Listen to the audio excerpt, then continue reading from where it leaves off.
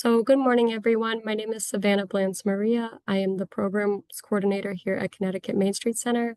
I'd like to welcome you to part two of a placemaking series um, called Placemaking, the Essentials of Public Murals. Today is part two. We're focusing on storytelling, leveraging, and impact. Connecticut Main Street Center is the expert resource for developing and sustaining vibrant downtowns and main streets that fuel our state's prosperity. We are grateful to our sponsors and funding partners that make this work possible. Connecticut Main Street Center's founding sponsors are Eversource and the State of Connecticut's Department of Economic and Community Development. Additional funding comes from Webster Bank, Travelers, and Liberty Bank. We all know a great downtown when we're in it. It's a feeling and energy that we can sense, see, and experience, but it can be hard to articulate what exactly makes a main street great. So we've broken it down into 6 qualities that make it easier to grasp. At the foundation, there is a separate non-political entity that manages the Main Street or downtown district. There are multiple ways to get around via various modes of transportation.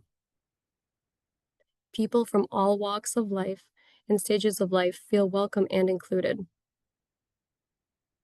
There are visible efforts to invest and preserve green and healthy spaces. The district supports an array of diverse economic development initiatives such as commercial and residential developments, as well as attracting and retaining small businesses. Something special and unique keeps residents and visitors coming back for more. And with that, I'm very excited to introduce today's guest speakers, Kevin Brown. He's the president and executive director of the Norwich Community Development Corporation. Lauren Coakley Vincent, she's the president and CEO of the Bridgeport Downtown Special Services District. And Liz Squillace, she's an artist and public muralist. And we've been joined today by Kimberley Parsons-Whitaker. She's from the Department of Economic and Community Development's Office of the Arts, and she's also helping guide and lead today's conversation. I'll kick it over to you now, Kim. Thanks, Savannah, so much. And good morning, everybody. The Office of the Arts is delighted to partner with Connecticut Main Street Center on this webinar. Very briefly, the Connecticut Office of the Arts was created as a standalone agency to be a state arts agency federal partner to the National Endowment for the Arts. We're funded with state and federal dollars and must match all federal funding we receive with state dollars. Our mission is to create a culture of creativity across Connecticut by supporting arts making and arts participation for all people. And we have a small but mighty staff that administer arts access, arts education, support for artists and nonprofit organizations, an arts in public places program, and community development programs. Next slide, please. In Connecticut, arts and culture is a critical driver of vibrant communities. The arts and culture industry supports jobs, generates tax revenue, strengthens tourism and the visitor economy, contributes to community vibrancy, and helps to preserve authentic cultural experiences. Next, please. The arts and culture in Connecticut is a $12.8 billion industry. There are 54,000 plus jobs in the state's arts and culture industries with total compensation of $6 billion. Arts and culture also helps tell the story of Connecticut as a vibrant place to live, to work, to raise a family. Connecticut is a small state. Nearly everyone has access to local cultural activities. And Connecticut is a creative state. Historically, this creativity has informed the growth of industry in Connecticut. Next. So this 2-part webinar series on Essentials of Public Murals has been created in response to requests from cultural districts, from main streets, and from municipal economic development directors. Public murals has been a game changer for revitalizing neighborhoods, reshaping image, increasing foot traffic, and attracting investment. Today's webinar, we're going to explore the storytelling, the leveraging, and the impact of a public mural program. So let's start with our friends in downtown Norwich. Kevin Brown, Why don't you tell us about two specific murals in downtown Norwich that have had recent impacts in the downtown? Very good. Thanks, Kim, and thanks, Savannah. And good morning, everybody. For those of you that know me, I've been given 15 minutes. I'm going to probably take 30. But don't worry, I'm only kidding. I'm only kidding. But what jumped right out and is off script for me is the point that I've made often to the folks at DECD, which is, at the municipal level, while DECD, helps to fund projects and generate economic initiatives. They've also got the Office of the Fine Arts. Down here at the municipal level, we don't have an Office of the Fine Arts. And so we really have to depend on the grassroots efforts that we're here to talk about today and partnering. And so as you look at this map that was created by Seaport Realty, it really tells a lot of the holistic story of murals and the purpose of vibrancy and inspiring economic development. Great picture. I love it, right? Everything's black and white and dull except for those two murals on this short strip of Lower Broadway in downtown Norwich. It sits in the middle of our downtown, which is on the National Historic Register for a number of buildings that are downtown. And the way that those two murals flank this strip of road in the center of our downtown, right in the face of our historic City Hall, is really, I mean, it's just captured very well here.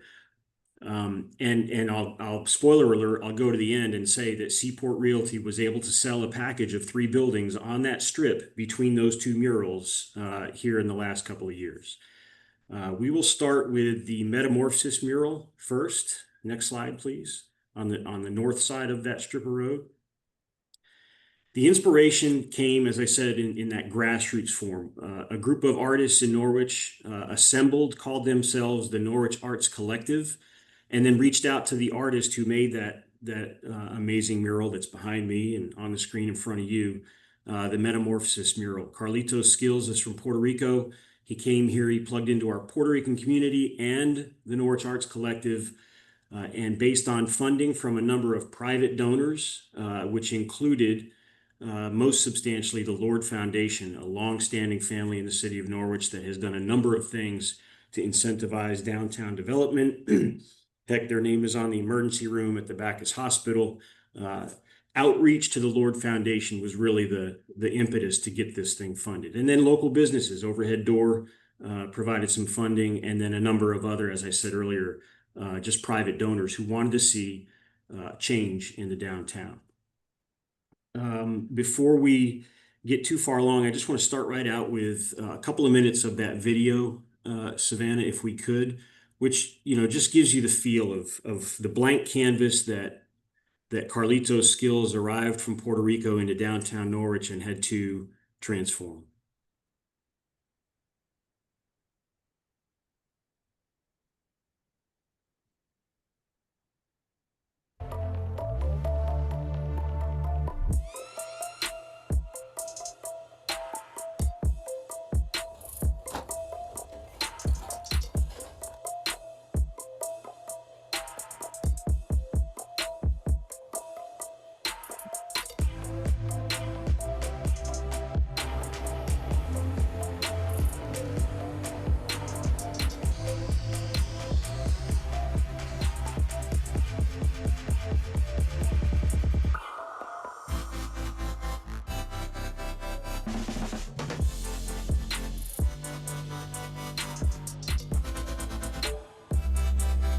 As I said, that's the City Hall right there in the face of this thing.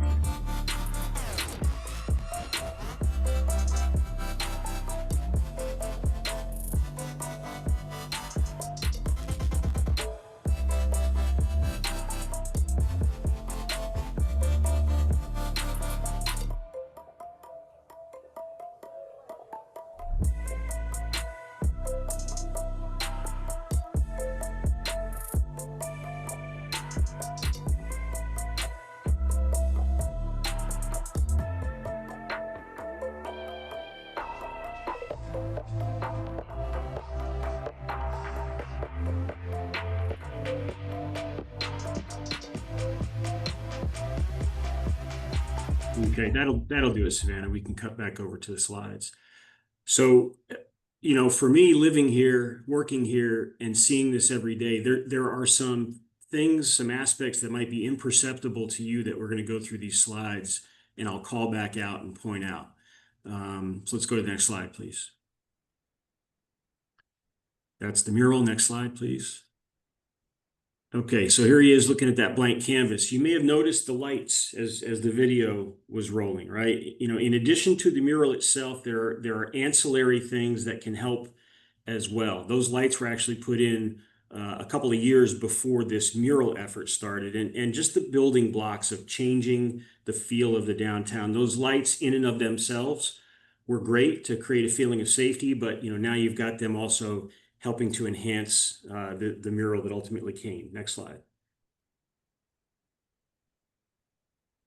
This is just sort of a midterm shot, and of course, a proud shot of Carlitos standing in front of the mural.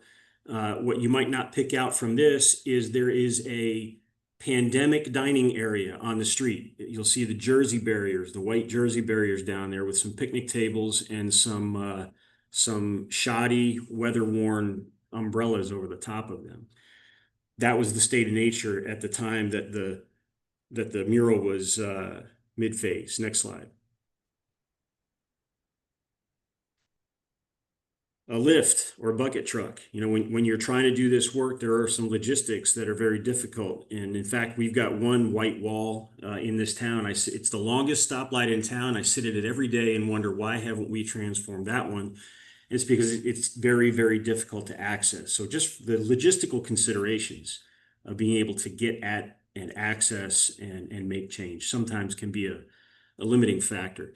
This is a bit of a before after look. And as you look at this one, you can see there's decorative country flags, festival flags. There's picnic tables in there that were donated by the Mohegan tribe. There's landscaping that was donated by a local landscaping company. And the way we got there, let's go to the next slide, is through a lot of hard work. We had to prepare the space. So when this effort first started, Kim knows this, I used to call this lot the place where shopping carts go to die. If you ever went on our GIS system here in the city to look at this lot, you'd see it overgrown, kind of like that left picture, probably even worse, without that painted Jersey barrier, but there's a couple of carts in there on their side. And every time I would go to the GIS to, you know, do any number of economic development recons or reviews, there would be those shopping carts staring me in the face. Well, Carlitos comes along and builds a mural, and now we're telling ourselves we got to keep up. We can't have that thing on that wall with the space looking like that. So Public Works came in, cleaned it up, leveled it out. Next slide. And as a second order effect of that, the city invested some ARPA funds to create that sidewalk bump out that you see on the right-hand side. So instead of now having, you know, the Jersey barriers, we have a magnificent bump out sidewalk, same picnic tables on it that service those buildings that are right along that frontage on Lower Broadway. So it's the second order transformational change that created. And I use a picture from the 70s on the left to show you that it used to just be your standard regulatory 8-foot sidewalk, and now it's this larger bump out. But I also wanted to make the side note that we didn't invent public art here in the 2000s, folks. So that's 1970, and you can see a mural on the side of that building. So the idea of doing this has been around a long time. I think one of the most remarkable differences is the ability to sustain them with the graffiti proofing and weatherproofing, because that thing that you see on the left was gone by the time Carlitos started his work, and it wasn't because of the white primer that was on there. That there was no trace of that old mural. Next slide. So we had millings put in by Public Works that you see on the left. And then on the right, you see that Global City Norwich, our cultural outreach arm here at NCDC, painted some community-facing messaging and words. We have activity. We had a multicultural festival in there. We had African drumming. We had a folk singer sitting on a stool and playing his guitar. And we're growing towards activating and using that public third space. We're here to talk about murals, but the point I'm making is that this is what's happening because of that mural. Next slide.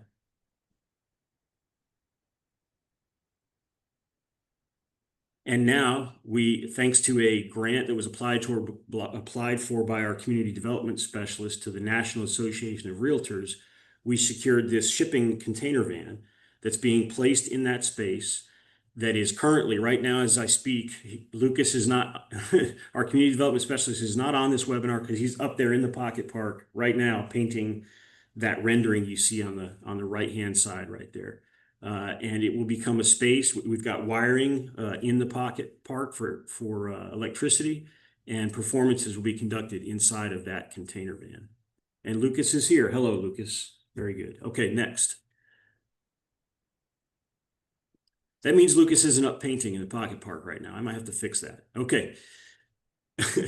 And then the whole story, right? Completing economic development. As I led off and told you, Seaport Realty was marketing this building that the mural is on. And at the time, I don't have any before pictures, folks, but it didn't look anything like this. It was a shell of a building. And last Friday, just before this, so yes, Savannah, that's why I was late on my slides.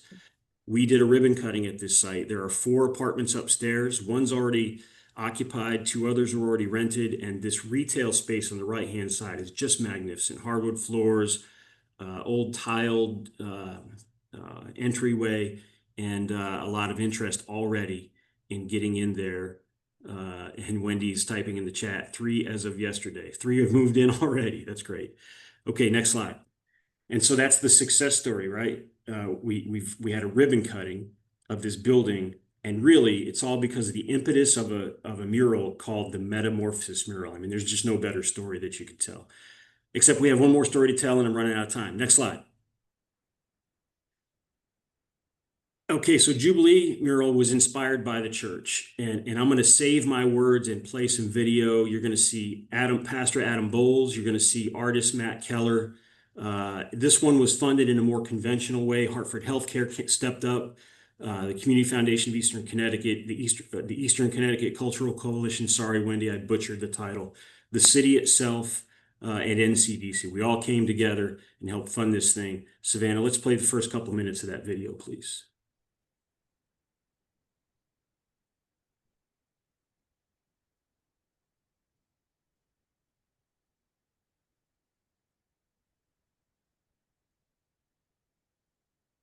Roll it back. You're 3 minutes in now. Roll it back to the beginning. You're gonna do fantastic. This is gonna be fantastic. Hey Ben, you ready for me? You good? Welcome everybody. So glad that you're here on this special day. Our hope at Castle is that this would be a moment of celebration and inspiration that unites us together for a greater good and sends a powerful message of resilience. Or as we say at Castle, a nevertheless moment. We're here to celebrate the artistry that now lives off this whole edifice of a building. And it's a message of our hope. This is a very special day here in the city of Norwich. People will say that downtowns are dead, but our downtown has always had a pulse. Your church won't be confined to a building. I think downtown needs that right now.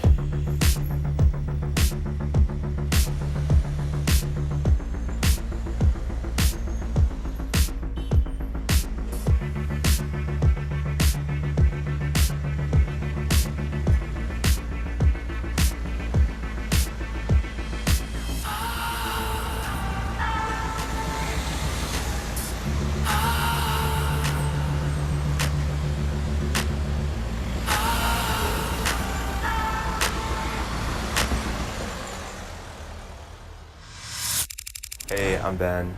Hey, I'm Ben. And I'm painting. Okay. Hey, I'm Ben Keller, and I'm the mural artist at this project, working in collaboration with Castle Church. Giving this wall some love. People are already resonating with it. I'm just happy that something's happening. They see activity, they see some color, and you know, sometimes that alone can make someone's day. The city as a whole, it's for them. So, yeah. I'm just the hands.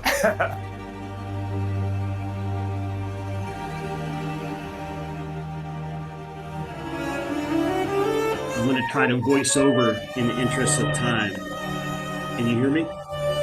Yeah. All right, great. So you're looking at the two, you can keep going. Okay. you're looking at the two figures who modeled for it, and you're watching Castle Church go on the actual journey of one of them. James Lindsay Smith was a slave in Virginia. He traveled the Underground Railroad to come to Norwich and set up a business and be a minister as a free man. He's the image on the image on the right. Sarah Harris, the woman that modeled for that is Sarah Harris's great niece. And Sarah Harris was the first Black student in an all-white girls' school here in nearby Canterbury, and it sparked tremendous angst around the region and the country. And I think the tie-in is that when Pastor Adam Bowles and his congregation got the inspiration to represent these two historical figures in Norwich's past, it was on the heels of the moment when George Floyd died in the streets. And if I can wrap this up in a hurry, because I know I'm close to going over my time, and then we'll just speed through the rest of the slides that I have.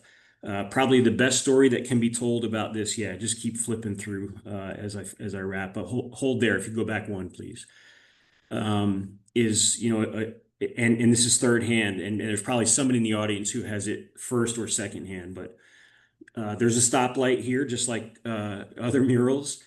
And the story goes that a young Black family pulled up to that stoplight. The young preteen in the passenger seat looked up and turned to her mom and said, "Mom, I never thought I'd see a picture of someone like me that big and that prominent, or that probably just that big in our city." And I think it's a great message for what this is all about. I'm going to tie it up real fast. Go to the Jubilee Park envisioning images, please. And I'll just tell you that all of this, the inspiration of the church, the inspiration of the story, the inspiration of having a third space that's out there for all of our disproportionately impacted population that can come together, led to our CIF Round 7 application, which yesterday received $2.5 million. I should say right now, like literally as we speak, the CIF committee is actually voting, but it's on the agenda to receive $2.5 million to help us build out this park. So that's the full circle of moving from a story to funding, to a mural, to something that impacts everyone. Thank you. Kevin, thank you so very much. That's absolutely wonderful.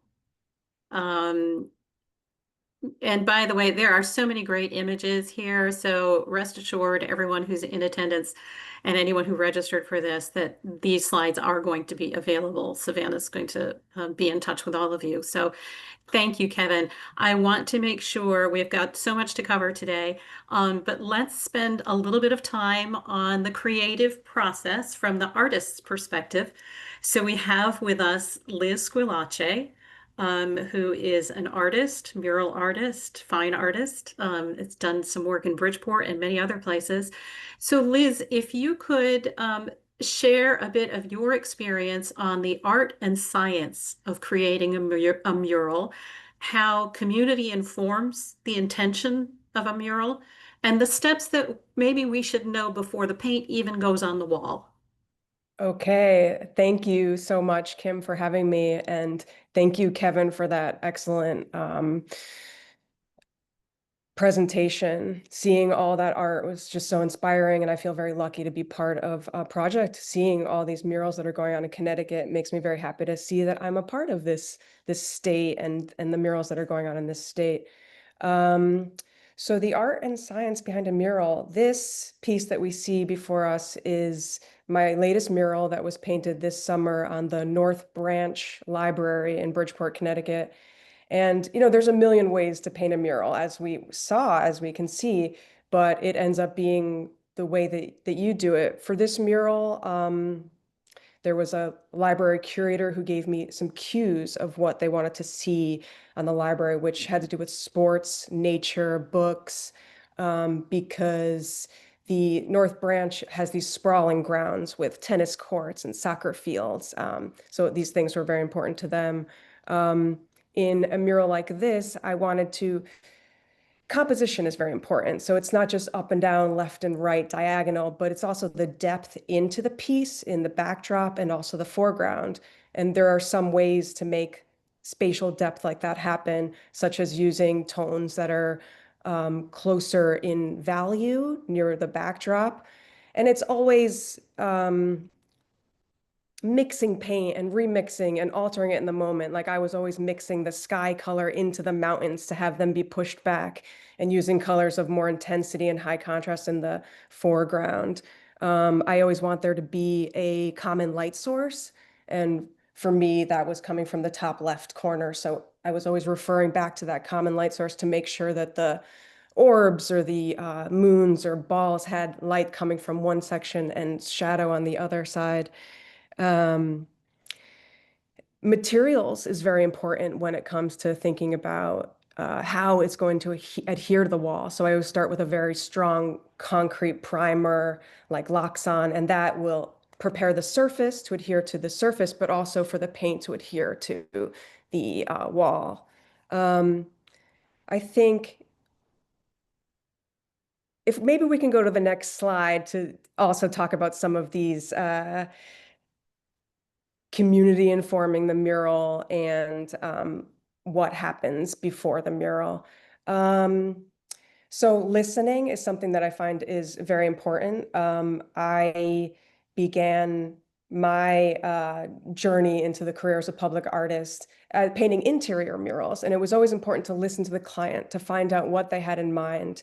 And also you're listening to neighborhood groups, community groups, you're meeting with building owners, and all of this informs what is happening in the mural. In this particular mural, so much happens before a mural begins. So when I got the call to paint this mural, I was on an artist residency in the south of France. So the research and development began there. I'm walking around the south of France, and now my lens has shifted and I'm seeing everything in relation to this project and what's it going to look like. I'm seeing the trees out there, the landscapes.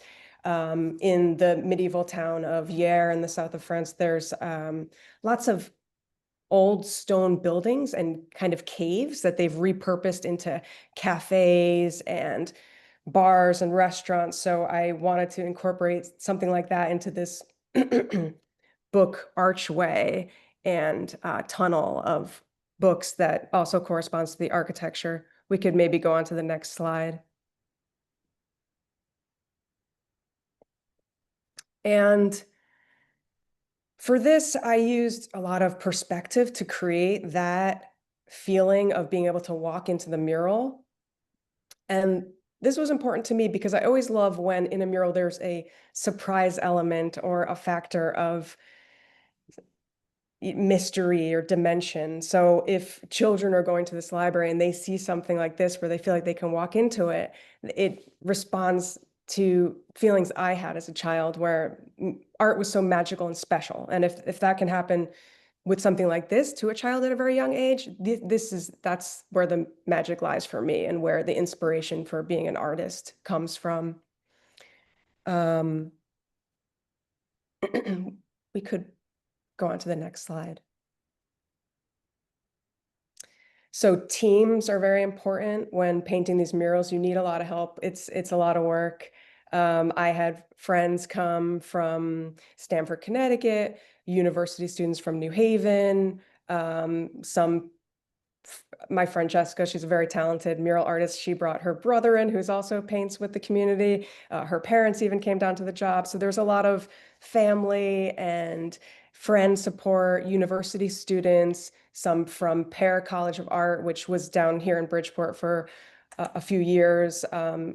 Students from Sacred Heart University. My partner, Ruben, he could see over there, have been by my side and helped support me throughout this process and are very, very important. Let's see if we can move to the next slide.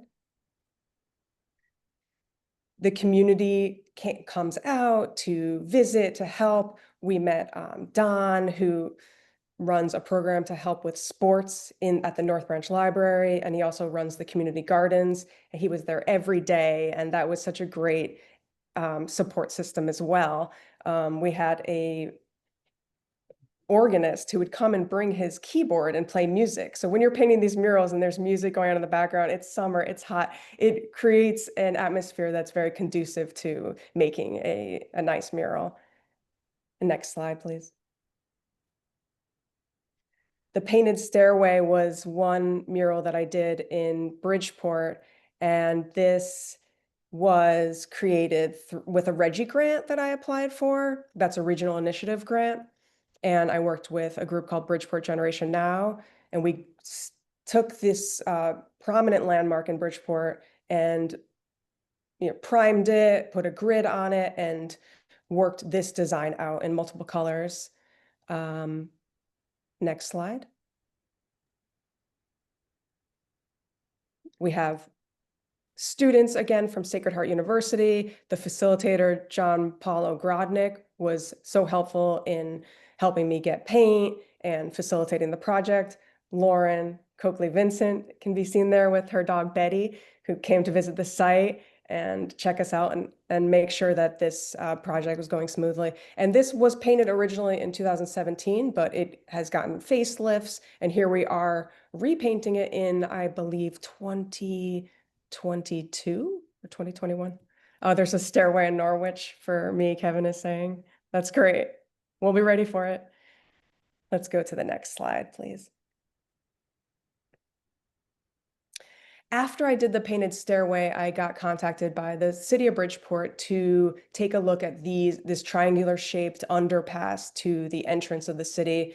And they asked me to do something with these squares. There's already a grid on the concrete structure, which I think they might have been inspired by the painted stairway to do something with this since the grid was already there. I came up with many, many designs for them showing different things to do with these squares. There were diagonals, there were verticals, but the communications director for the city, decided on this horizontal composition, which I had originally painted in warm colors, but then with the constant dialogue and feedback with the city officials, we came up with how about if it was the Purple Knights colors, because that's the mascot of the University of Bridgeport. So I altered the colors to create a palette that had a gradient that had to do with the Purple Knights. And you can go on to the next slide, please. Here are some of the people from the city doing the painting. It's so great when you have help painting these projects, because oftentimes they're almost more construction than art, although it's definitely, there's a lot of art involved. There's like a construction aspect, and there's also like an athletic component. Sometimes the murals is a lot like running a marathon and you've got to pace yourself. Next photo, please. For this, I was contacted by a building owner who wanted a mural on the bottom half of his building.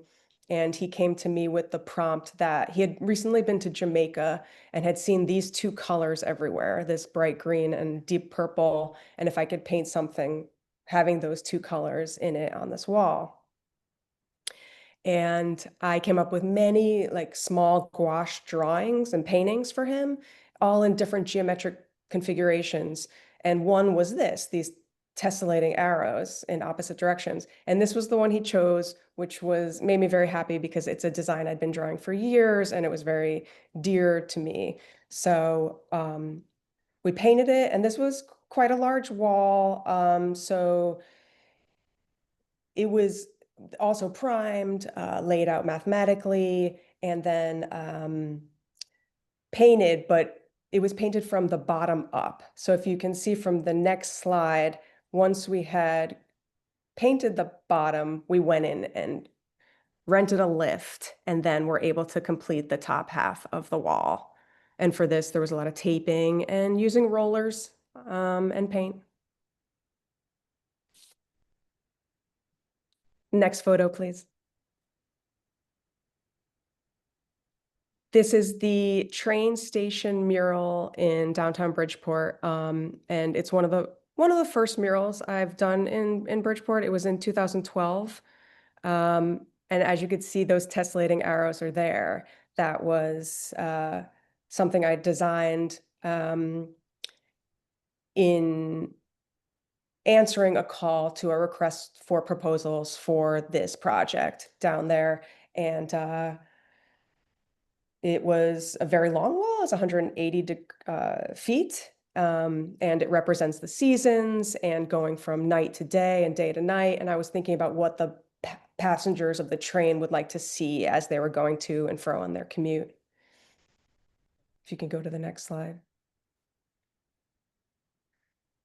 And teams are very important when painting murals like this. I had my friend Darcy come down from Chicago. She's a RISD student. We went to art school together. Jackie is also a RISD student. My partner Ruben and decorative painter Frank. We all worked on this, and it actually happened during Hurricane Sandy. So at one point, the whole train station was flooded, but we got back to work once they cleared it out. Next photo. And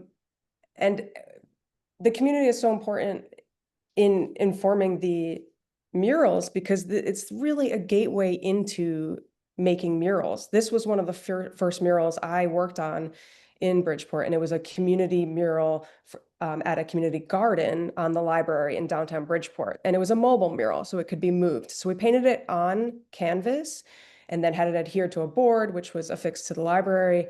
But we met with students, high school students, neighborhood groups. We even did the design process together, getting opinions and thoughts and ideas and feedback and changing it up. And then we all came together and painted this mural, which had a lot of like warms and cools and fruits and vegetables and Michelle Obama in the middle because it was called the Michelle Obama Community Garden Mural. Yeah, I would just like to say that thank you so much for having me be a part of this conversation. It's really important to me since my whole career has been in public art and murals. So thank you. Thank you so much, Liz. Just stunning work. And thank you for the storytelling on that. They're all, every mural is unique. Every piece of art is unique. And so it was really helpful for you to share just a little bit about how the artistic process, but how the community process fit into that as well. So thanks again. So now we're going to close out this webinar in the last segment with outcomes and impact. You heard Kevin talk in his segment in Norwich, and we're going to revisit with Kevin in a minute. Some of the impact, some of the outcomes in Norwich, but let me turn to our friend Lauren Coakley Vincent from the Bridgeport Downtown Special Services District. Lauren, the mayor of Bridgeport was quoted recently as saying, "The city is an epicenter for public art." Would you talk a little bit about how public murals have changed how citizens of Bridgeport see themselves and their city, and how the DSSD is curating experiences around public art? Well, thank you and good morning to everyone. That's a big question, but happy to give my perspective on the impact of arts and culture in our community. We see every day the visible change in people's attitudes towards the downtown that projects like public art, initiatives like Colorful Bridgeport, collaborations on events and activities to warm up and make the neighborhood friendlier and more welcoming have had. We've had increased foot traffic. We've had more businesses open and stay open in the neighborhood. We've had many out-of-town visitors come to the Hartford Healthcare Amphitheater and the Total Mortgage Arena and the Stress Factory Comedy Club and Downtown Cabaret and the Bijou and many other places downtown. So the impact of arts and culture generally have been significant to the way visitors perceive the neighborhood, as well as residents and longtime downtown residents and more broadly Bridgeport residents. So in terms of, I'll speak a little bit later about, the impact on the grand list, specifically in the downtown, but, in terms of perceptions of the place and feelings of pride and investment in community, we've seen really positive impacts of not just public art, but general cultural programming for our place.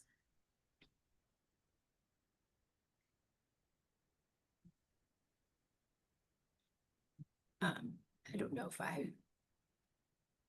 do you want me to go ahead and play we have our own version of a video. Yeah, Lauren, I can share that for you. Great. Yeah. So I just wanted to give a little context. It seems like we have similar styles as our colleague Kevin Brown of videos that give a sense of the project and it's the vibrancy and energy it added to the neighborhood what I'll share more about is the 25 pieces of public artwork that were installed. But yeah, this is just a little sizzle reel to give you a sense of what our colored in public art program added to downtown Bridgeport.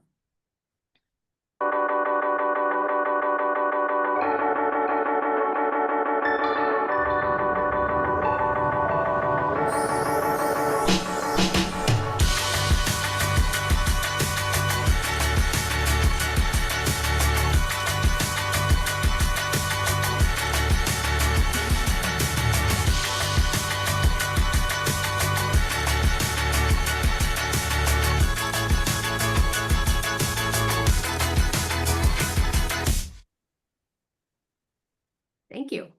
And if you want to go ahead to the next slide, I'll just share a little bit about the impact that the different types of projects had on the neighborhood. So just as a high-level summary, there were 25 artists who completed 32 pieces of public art over the last 3 years.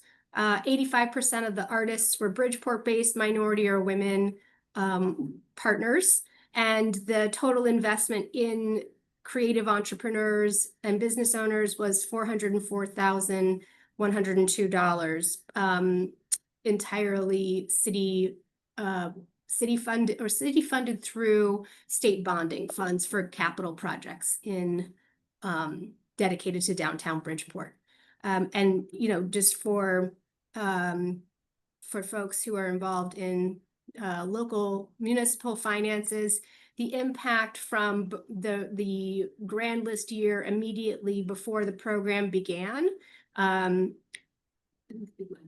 until this current grand list year, there's been an 18.74% increase in the value of just the properties that had pieces of public artwork added to them. So that, looking at the entire grand list, the impact would be slightly different, but just to say, for the individual, if you're trying to sell a property owner on investing in a project, you can tell them in downtown Bridgeport, it was an almost 20% increase in value in the building.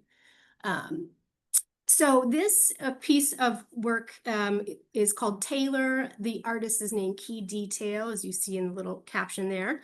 And this, he is a New York City-based artist. This project is on Broad Street over by the railroad tracks in downtown Bridgeport. And we selected locations that had high visibility. So you'll see a number of projects by the highway overpasses, by the railroad entry points into the neighborhood, so that people coming and going either to work or to home or to come to a show or whatever, get a sort of a visual interest on the way in and on the way home, or on the way out. And so this mural was inspired by the family history of the property owner. As you can see, it spoke to the immigrant history, but also the workmanship of the clothing makers and tailors who were their family members. And also, for folks who are familiar, there was a large Singer sewing factory in Bridgeport, so speaking to that local manufacturing legacy as well. And so this mural won a National Mural Award for Best Mural of the Year. And Key Detail did another very large scale, highly visible mural right by the Route 8 connector that have brought a lot of attention to the neighborhood as well as the public art program in general. So if we want to move on to the next slide. This mural is called Wild Bloom, and the artist's name is Vizzy. It's an interesting location. He's a Connecticut-based artist, not Bridgeport-based, but Connecticut-based in the region. This location is an over 100-year-old retail spot, which is shocking in this environment to say a retail shop has lasted for over 100 years. But Jimmy's is a Bridgeport institution, and they wanted to participate in the program and really appreciated Vizzy's style and the colors that he was proposing to use. So the collaborations really brought refreshed attention to an anchor institution in our neighborhood. We can go to the next slide. This is what you might call a shipping container, but we call the Skateport Bungalow. So this piece of public art, you can see a little sliver of it on the right. There's also the block of, that's Golden Hill Street in downtown Bridgeport, was painted to create a more engaging and dynamic space for public events and activities. So Skateport offers roller skating on the weekends in the summer and the fall. And this is their operation space where they store all of their rentals and supplies and so forth. So and you see too in the foreground a pollinator garden that was installed to enhance the space. So these projects, the mural itself was painted by a local artist. These projects really add different types of impact in different types of spaces. This is a publicly owned parcel, but the benefit is for residents and local businesses to have a more activated and attractive space. We want to move on to the next slide. And then this is the other side of the bungalow, and you can see a little bit more of the painted roadway that gets shut down for the roller skating events. But I also wanted to highlight the seating, which is done by an artist named John Main.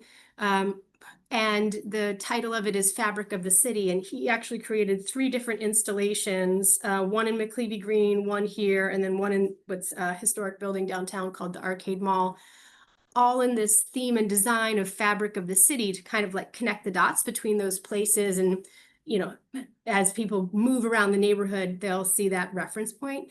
What's also really special about this theme is it relates to a famous community of quilters from the South in Gee's Bend, Alabama, who moved a section of the family moved up to Bridgeport and brought that legacy with them. And the Gee's Bend quilters, for anyone who's familiar, are world famous, have their quilts hung in the Metropolitan Museum of Art. And so this fabric of the city refers to that family's history and legacy. And it's useful. It's got utility. It's seating for events and activities. We host a movie night right in that little area, outdoor movie night. So it's added great a play space that we don't have a playground downtown. So it's added play space for kids, seating for events, and just sort of visual interest to an otherwise empty lot. So I think might be one more slide. No, that's all I have. Okay, that's Lauren. it. All right, so that's it. So just to say that public art can be lots of different things, as Liz mentioned. It can have lots of different formats, and it can cost all sorts of different amounts of money. So, something like the seating, you want to make sure is really durable. Obviously, a shipping container, a ground mural, a ground mural on the scale of expense level is not that bad. We've done other, painted planters. But all of them have their own kind of impact and really create a sense of destination, where before it was just a place you would ignore or walk by. So. Thank you so much, Lauren. So much great work in Bridgeport. And thank you once again for the storytelling. And Lauren, if you would drop in the chat, I know that the DSSD holds a mural walk. A public mural walk. So if you could drop in a link to that information, absolutely, so people could take advantage of that. We have just a couple minutes. Kevin, can you close us out in like 2 minutes? With a little bit of a few words about how the murals, and there are what, 21? I just texted Wendy to give me the answer to that question. I Okay, can't so recall, but there are a substantial number of substantial murals. number, and in the dense area, quarter-mile area of our central downtown, there are 7 that you can almost see from one location if you peer around a corner. Right within eyesight, there are about 7 in that critical mass. And I think the way I'd answer your question, Kim, is to reflect back on something Lauren said. A great data point, right? 20% increase in the value of the buildings. And it kind of speaks to the whole Seaport Realty. I mean, it was masterful. We didn't ask them to create that image of a black and white downtown with those 2 beautiful murals on it. But I think it tells the whole story of what we're talking about today. And the fact that I can stand here with you now and say we had a ribbon cutting on Friday, 3 of the 4 apartment units are rented. The retail space has 3 businesses fighting to get into it. That is what this is about. It's about how public art can inspire and motivate economic development. And you're hearing it in real time from Bridgeport and Norwich. Thank you. Perfect. Couldn't ask for anything better than that, really. Savannah, I don't know if we have some questions. I'm going to turn it all back to you. Thanks, Kim. No, I guess we have a quiet audience today, or maybe everything was so detailed, but I'll give people a moment or two to get some questions or thoughts into the chat. Savannah, there was one question typed in there. I typed a response because I wasn't Oh, sure. okay. I wasn't Okay, I sure if thought we're you gonna were kind of respond. addressing it just now, but just for Yeah, I mean, anyone. well, the broader question is, what's the right density of murals? And who knows, right? You got a couple of economic development planners in here. You've got an artist in here. There's probably a number of different answers to that. But for at least for us here in Norwich, the 7 that you can almost reach out and touch from City Hall is really the difference maker for us. And that's about a quarter mile. I think also for those who may not have been able to attend the part 1 webinar that we did last Tuesday, and Savannah can tell you all that webinar is up on Connecticut Main Street Center's YouTube channel. But John Ogrodnik is an artist and advisor to the city of Bridgeport on murals, and one of the things that they do is identify strategic locations for murals. And Lauren spoke to that very wisely on high visibility areas. But with JPO alongside with Jonathan Delgado in the city, sort of doing walkabouts and driveabouts, and with JPO, the artist's eye on what strategic locations would be effective can sort of help determine for your own place, I would imagine, what a good number is. Yes, we did have another question come through. How can artists initiate or become a part of public art projects? That's a great question. I'll jump in here. We downtown Bridgeport, early on in my time with the organization, we recognized that arts and culture were, I would say, a competitive advantage that we had with our 7 studio spaces and many other galleries. And so we welcomed ideas from artists about public art projects that they envisioned and imagined. Same thing with cultural events and neighborhood activities. So I think, reaching out to whatever your local neighborhood organization is, or your, city office of, if it's economic development or neighborhood development, community development, whatever it is, and just seeing who the partners are and what kind of appetite there is. Because we were able to kind of block and tackle and find the property owners who were warm to the idea of partnering with artists, so that the artist's not there like, banging on a bunch of random doors and being like, hi, I can do art. Do you want some? And I would say too, like, people like Liz, I can't thank Liz enough, because she really laid the groundwork for people to believe in what public art could do with the steps and the train station installations. They really changed how people felt about the neighborhood. And so it was just a matter of leveraging like those initial projects and platforming them in a way that people really wanted to jump on and get into it. So if I could Thank jump you, on Lauren. the question that's in there, because I know we're running out of time. I think on the funding side, the question was asked, where's it come from? And I think both Lauren and I addressed the fact that all of the above, crowdsourcing, municipal bonding, ARPA helped us in these past couple of years, but that's gone now. But the thing that I think is the most interesting thing to pursue, and I won't be able to name the right city or cities, but there are cities out there that have a policy, a development policy that say you will contribute 1% of the cost of your overall development to a public art investment fund that the city can then use. We haven't gotten that far. We're a 40,000 person small city, but if we could ever get there, I think that's really the sustainable way to do this stuff.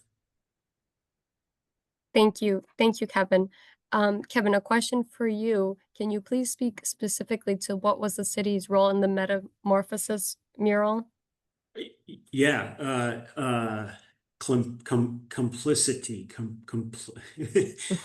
It was 100% a tactical urbanism grassroots effort that the city had nothing to do with, and that NCDC only had some slight overwatch of it occurring. I mean, it was tactical urbanism at its best, and I don't think anybody got in the way because everybody watched the magic.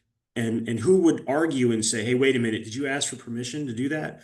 As long as the property owner was good with it, and that is really the standing policy, as long as the property owner has entered into an agreement with the artists, off it goes. That's great. So this next question kind of ties into that. What is the best way to get started with contacting property owners, etc.? Yeah, I mean, I'll take a quick stab at that through organizations like Lauren's and mine. I mean, through the economic development, because we're the ones that folks are coming to for help or assistance or ideas or tenants or whatever, and so we probably have the best trove of information about where to go, but probably also what Kim said about choose them, do the reconnaissance, and have the artist's eye say, hey, we really need to talk to that guy. Great, thank you. So just two more questions.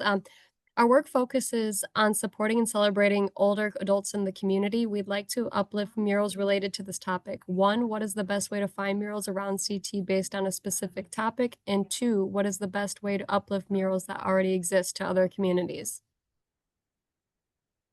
That's a tough question with a minute to go. Anyone want to take a stab?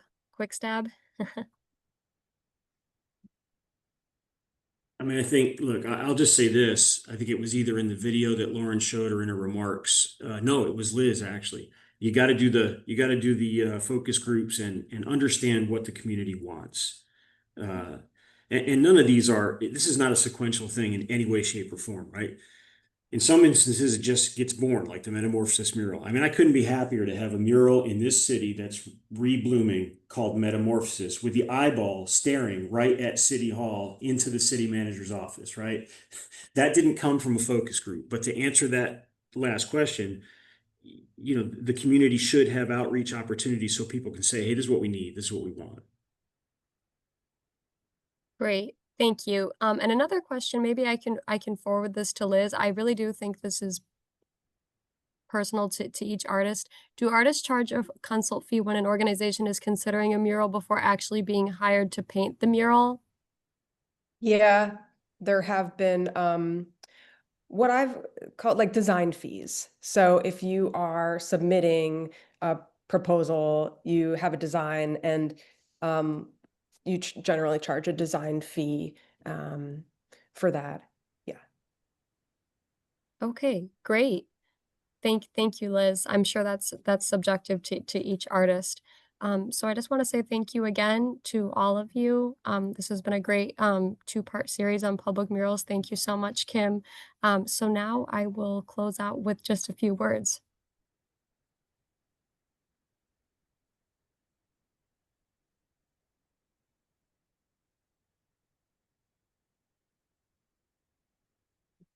And we invite you to join the more than 80 communities around the state committed to improving their Main Street by becoming a member of Connecticut Main Street Center.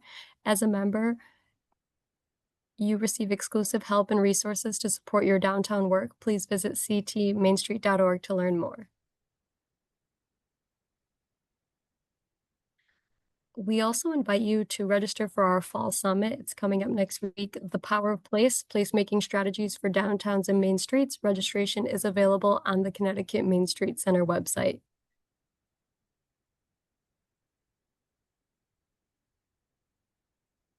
And one quick thing, applications for Main Street Accelerator are also open. You can find out more by visiting our website under what we do and how we help, and you scroll down to Main Street Accelerator. It's a great leadership development project designed to help you plan and execute a project in your downtown. And once again, we'd like to thank our sponsors and program partners. When you exit this webinar, you should be prompted to complete an evaluation for this presentation. Please take a moment to share your thoughts, as it does help us shape our programming so it's most valuable to you. That concludes today's webinar. I hope you have a great day.